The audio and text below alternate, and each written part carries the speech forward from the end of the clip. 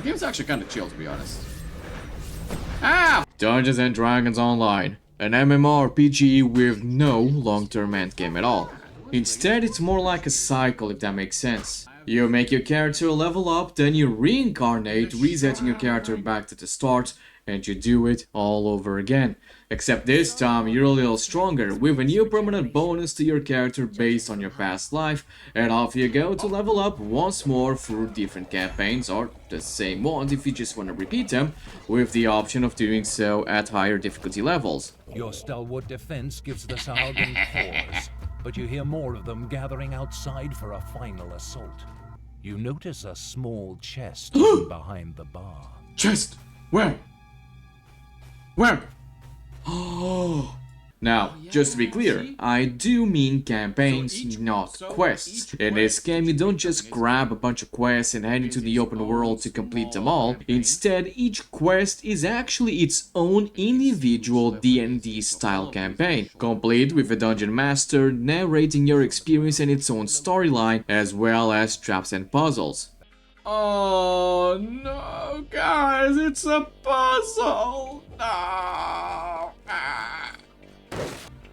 Dude, I got fucking 8 intelligence. I got a -1 mod in intelligence. How can I be expected to do a puzzle? A few moments later. The protective spell dissipates. Holy. All that remains now is to take Okay, I take it all back, guys. I'm actually kind of a genius. Which means that every quest feels like its own little adventure instead of just another item on a checklist. Gameplay is action-oriented, WASD to move, with action bars where you put your abilities. Not just your class's abilities, but also typical D&D style actions, such as search, sneak, lockpick, among others. We can get the treasure. Can we get the treasure? I mean, yeah, we can save her as well, but more importantly, the treasure? Yeah, I'll talk to you in a minute. Wait, treasure, no! No, fuck you! Dude, I need to learn how to lockpick. Despite the game's age, I did find the combat to be really enjoyable, despite being a low-level fighter, so I didn't really have a lot of skills to press yet, but the ones that I did have felt good to use and pretty responsive. I especially really like the fact that you can actively see the D20 dice being rolled in the corner of your screen whenever you attack. It just made those juicy big crits feel especially great because I could see the natural 20 being rolled. Oh, there's a boss! Come here, bitch-ass! Boom! the evil cult spill innocent blood no more. Natural 20! Fuck. Lots of MMOs out there have good combat, but not many of them make me feel like I'm literally playing Dungeons and Dragons Online. He said it! He said it! Leveling up also works a little differently around here. Instead of having levels, you've actually got both levels and ranks, and they each serve a different purpose. Every rank that you earn gives you an action point to spend on your talent tree, and then every 5 ranks you can either level up your current class, or you can just take a level in a completely different class. Even your character's stats are very different from the typical MMORPG, since you're gonna be following D&D rules instead. So the stats in this game, a lot of them are very different from, a normal MMORPG stats. Because you do actually have a character sheet. So you got stuff like willpower, intellect, you got all these skills, you got feats.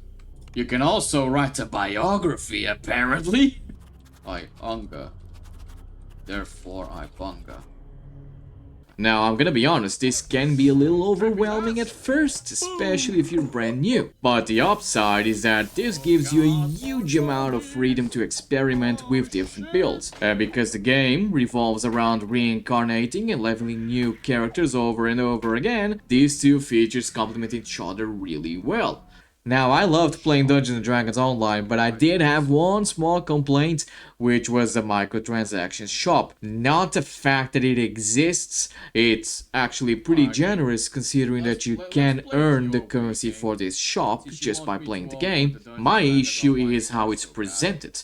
It's slow, laggy, it's cluttered, and it doesn't explain itself very well. I later found out off stream that there are actually two different cash shops.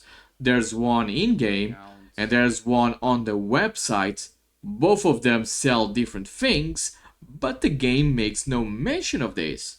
In fact, I'm pretty confident that someone who just downloads this game on Steam won't even know about the website cash shop at all unless they Google it or unless someone else tells them.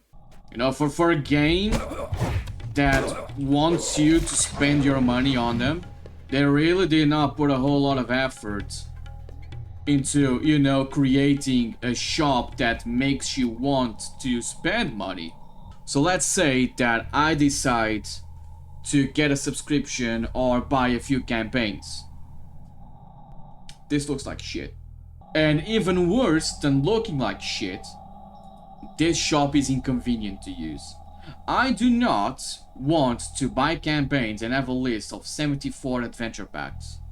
Don't make me choose between 74 campaigns. That is inconvenience. And when I see this, you know what this makes me feel like doing?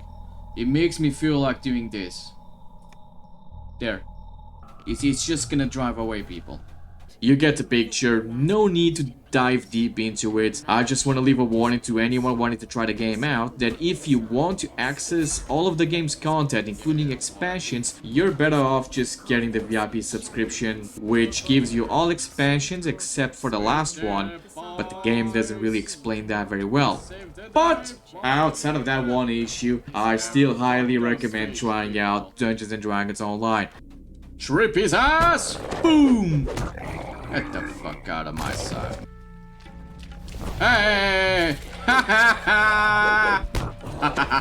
A truly unique MMORPG with no other like it in the market. If you're interested in a game that truly makes you feel like you're running mini D&D campaigns online, then this is the game for you. Treasure! Fuck! What's going to fit? I don't know! I'm running out of air! And that's about it. I hope you enjoyed my first impressions on Dungeons & Dragons Online. Thank you for watching, and I'll see you in the next video. Chills run down your spine as you finally come face to face with a dragon that... It's John Dragon himself! Oh god. I don't think... Oh my god, dude! Dude, he's got 65,000 HP. Fuck that. Yeah, sorry guys. Good luck with that. We found him, though. We finally found him, guys. We got confirmation that this game does indeed have dragons. That's it. Roll the credits. The stream is over.